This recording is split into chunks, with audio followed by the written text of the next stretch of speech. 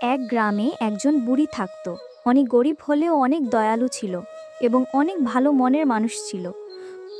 প্রতিদিন সকালে ঘুম থেকে উঠে আত্মীয়দের বাড়ি গিয়ে খবর নিত। কি রে বুড়ি, কেমন আছিস? বাড়ির সবাই ভালো আছে তো? আবার সে প্রতিদিন মন্দিরে পুজো করতেও গেত। প্রতিদিনের মতো একদিন পুজো করে বাড়ি আসার পথে জঙ্গলের মাঝে দেখতে পেল একটা টোটা পাখি মাটিতে পড়ে ছটফট করছে আর পা দিয়ে রক্ত বের হচ্ছে। বুড়িমার দেখে দয়া হলো। তারপর পাখিটা ধরে হাতে নিল আর দেখতে পারল যে পাখিটার পাতে অনেক ব্যথা পেয়েছে।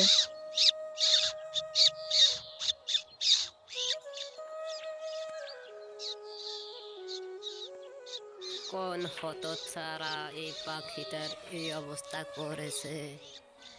তার কোনোদিনও ভালো হবে না। তারপর পাখিটাকে বাড়িতে নিয়ে গেল। বাড়িতে নিয়ে জড়িপতি লাগিয়ে ব্যান্ডেজ করে দিল। পরের দিন পাখিটা সুস্থ হয়ে যায়। দেখে বুড়িমা খুশি হয়। তারপর পাখিটা উড়েই নিজের বাসায় চলে যায়।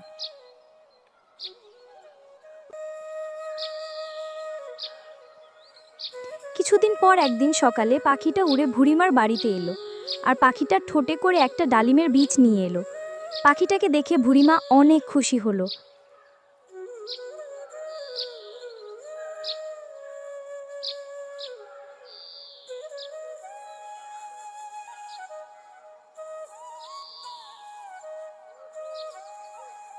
তারপর পাখিটা ডালিমের বীজটা বুড়িমার বাড়িতে রেখে চলে যায়।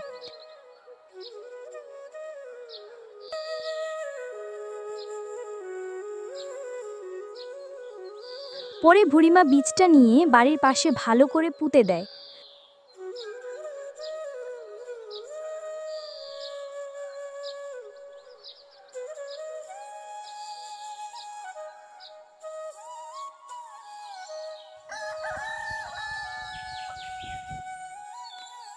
দুই মাস পর একদিন বুড়িমা সকালে ঘুম থেকে উঠে ডালিম গাছ দেখে আশ্চর্য হয়ে যায়।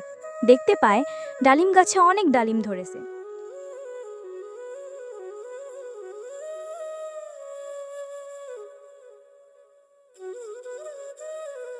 তারপর বুড়িমা খাওয়ার জন্যে একটা ডালিম গাছ থেকে ছিঁড়ে নিল। ডালিমটা যেমনি বাংলো তক্ষুনি বুড়ির চোখ কপালে উঠে যায়, কারণ ডালিমের ভিতর ডালিমের দানার বিপরীতে হীরা, সোনা, মুক্তা এসবে ভরে আছিল। এগুলো দেখে বুড়িমা মনে মনে ভাবলো, এখন আমার কষ্টের দিন ফুরাবে মনে হয়। তারপর বুড়িমা হিরে, সোনা, মুক্তা নিয়ে যায়। পরের দিন এগুলো বাজারে বিক্রি করতে যায়। এগুলো বেচে অনেক টাকা পায়। কয়েকদিনের ভিতরে বুড়িমা গ্রামের 1 নাম্বার ধনী ব্যক্তি হয়ে গেল।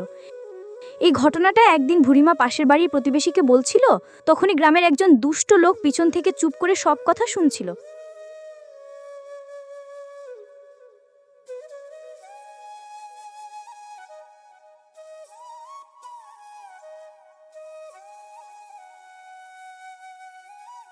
তারপর একদিন দুষ্ট লোকটা বুড়িমার বাড়িতে গেল আর বলল, বুড়িমা, তুমি এই সোনা দানাগুলো কোথায় পেলে?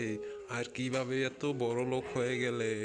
আমাকে একটু বলো, আমিও বড় লোক হতে চাই। তুমি বুড়া মানুষ, কয়দিন পরে মরেই যাবে। এত বড় লোক হয়ে কি হবে বলো? আমাকে একটু বলো, আমি একটু বড় লোক হই। তুমি একলাই বড় লোক হবে, আমাকে একটু বড় লোক হতে দাও। তাহলে শোন, ওই মন্দিরের পাশের জঙ্গলের রাস্তায় একটা আঘাতপ্রাপ্ত তোতা পাখি পাবি। ওটাকে বাড়িতে নিয়ে ভালো করে দিলে তোকে একটা ডালিমের বীজ দিবে। ওটা পুঁতে দিলে তুই জাদুই ডালিম গাছ পাবি। ঠিক আছে, তাহলে আমি এখন আসি। তারপরে লোকটা বুড়িমার বাড়ি থেকে চলে যায়। জঙ্গলের রাস্তায় পাখি খুঁজতে থাকে, কিন্তু সে কোনো ধরনের পাখি পায় না। তারপরে মনে মনে ভাবল, এইভাবে পাখি পাওয়া যাবে না, পাখি ধরতে হবে। একটা পাখি ধরে শিকার করে ওটাকে আমি বাড়িতে নিয়ে ব্যান্ডেজ করে দিব, তাই হবে। সিধা আঙ্গুলে গিয়ে উঠবে না।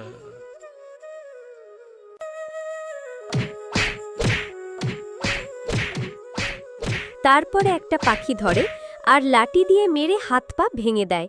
তারপর বাড়িতে নিয়ে যায়। বাড়িতে নিয়ে বুড়িমার মতো করে ওষুধ লাগিয়ে দেয়। পরের দিন সকালে পাখি ভালো হয় আর উড়ে চলে যায়।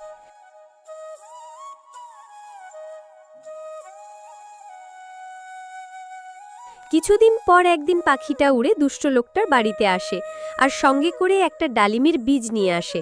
ঢেকে দুষ্ট লোকটা অনেক খুশি হয় আর ডালিমের বীজটা নিয়ে আঙিনায় পুঁতে দেয়।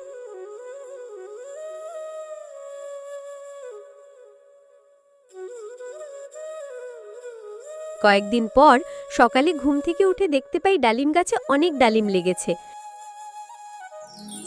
আর মনে ভাবতে লাগলো সে এখন অনেক হিরে মুক্তা পাবে আর অনেক ধনী হয়ে যাবে। তাই তাড়াতাড়ি গিয়ে একটা ডালিম হাতে নিয়ে ভাঙে আর তারপর যা হলো তা দেখে তার মাথার চোখ কপালে উঠে যায়, কারণ সে আশা করাটা হিতে বিপরীত হলো। কারণ ডালিমের ভিতর হিরে মুক্তার বিপরীতে ছিল দুটো বিচ্ছা আর পোকা।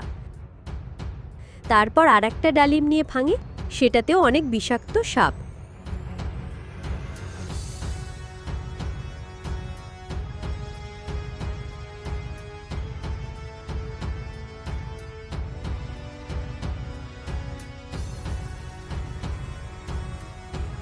তারপর বিচ্ছা, পোকা, বিষাক্ত সাপ এইগুলো দুষ্ট লোকটাকে কামড়াতে গেল।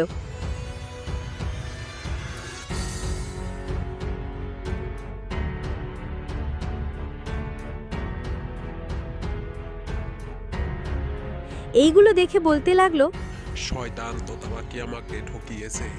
বুড়িকে দিয়েছে সোনা হিরে থাকা ডালিমের বীজ, আর আমাকে দিয়েছে সাপ বিচ্ছা এগুলো থাকা ডালিমের বীজ।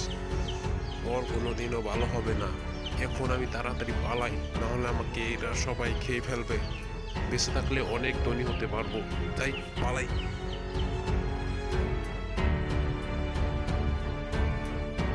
তারপর দৌড়ে পাল্লাতে লাগলো। এই গল্পটা থেকে এটাই বুঝলাম যে যেমন কাজ করবে সে তেমনি ফল পাবে। ধন্যবাদ। ভিডিওটা ভালো লাগলে একটা লাইক করে চ্যানেলটা সাবস্ক্রাইব করে দিও।